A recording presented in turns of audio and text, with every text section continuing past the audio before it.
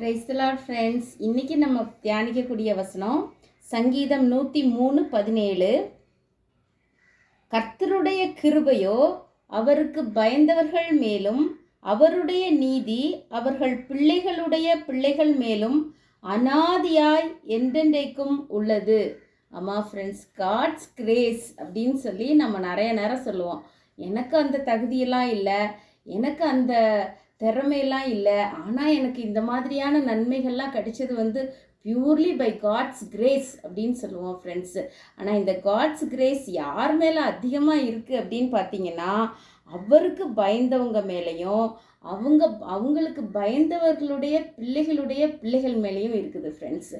அதனால் ஒரு குடும்பம் கர்த்தருக்கு அதிகமாக பயந்து வாழ்ந்தாங்கன்னா நிச்சயமாக அவங்களுடைய பிள்ளைகளும் அனாதியாய் நித்தியமாக என்றென்றைக்கும் ஆசீர்வதிக்கப்பட்டிருப்போம் ஃப்ரெண்ட்ஸ்.